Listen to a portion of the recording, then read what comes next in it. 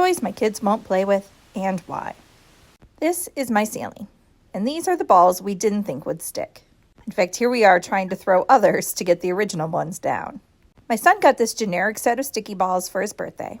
When we first tried them out, it was at my parents' house. They have big vaulted ceilings, and these didn't stick at all. They just kind of rolled right off. So imagine our surprise when we got home and they stuck, like really stuck to our ceiling. It's only 10 feet high, but neither my kids nor I could reach these, not even with our lightsaber.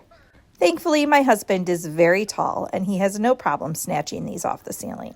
Well, maybe a little problem. They are really, really sticky. It's really cool. The balls also glow in the dark. So this would be a total win if we were taller. Because unless their father's around to snatch them off the ceiling, once these go up, they pretty much stay up. I think only one has accidentally fallen down on us. And before you ask, we did try these on the wall, and they don't stick on the wall. So something about our ceiling they really love. It's got to be the texture. Toys my kids won't play with, and why. This Minecraft Creeper piggy bank is probably the worst present I've ever given my son. I was so sure I had knocked this out of the park. He loves Minecraft, he loves puzzles, he loves money. But what I hadn't factored is that no one in our family has the skill to properly solve this. There's a little marble inside that you have to get in the right position to trigger the unlocking mechanism up here.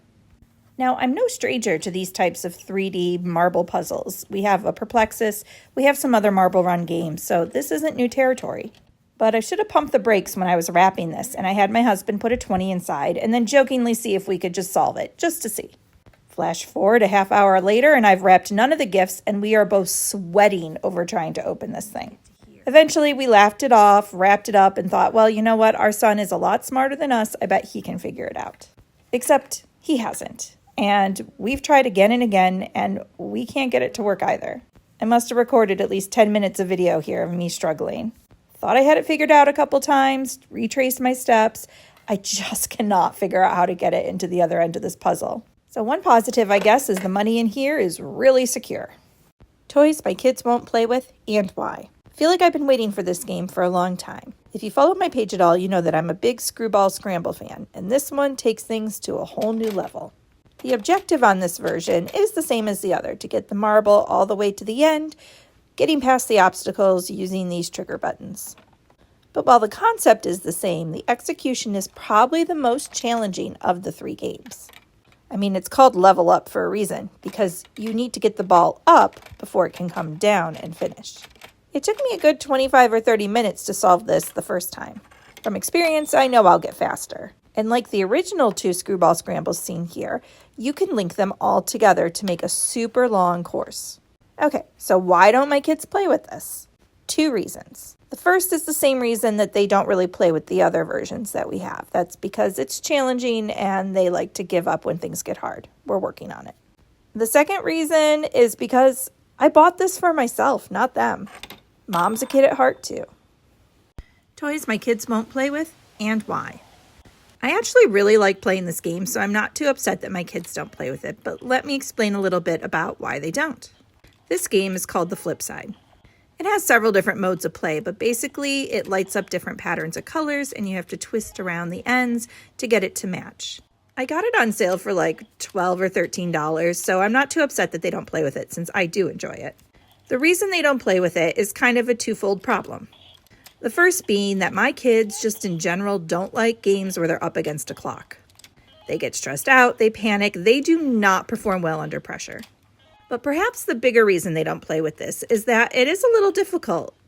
I mean, they're not the little kids they used to be anymore, but this still does take some hand dexterity. So even if their minds are working fast enough, their hands can't manipulate this quickly. And as an aside, it is a bit loud, so it's not something that people enjoy you playing around them. Still, it's a really cool concept, and I dig it. Toys my kids won't play with, and why. My son got this mega Rubik's Cube for Christmas. He was super excited because he swears he loves Rubik's Cubes. But he's never actually solved one. Part of it's his age, part of it's skill, but a lot of it's just motivation. This is a toy that's fun to mess up, but not as fun to put back together. His dad found an app that will give you step-by-step instructions on how to solve any Rubik's Cube. I don't really think of this as cheating so much as learning. and really trying to give my son a confidence boost so that he will want to try to solve these on his own in the future. In the end, he was really excited to get this back to factory settings.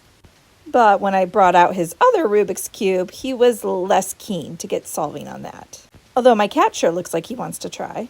So while my son got bored and ran off to play another video game, my husband sat down and worked on this little cube.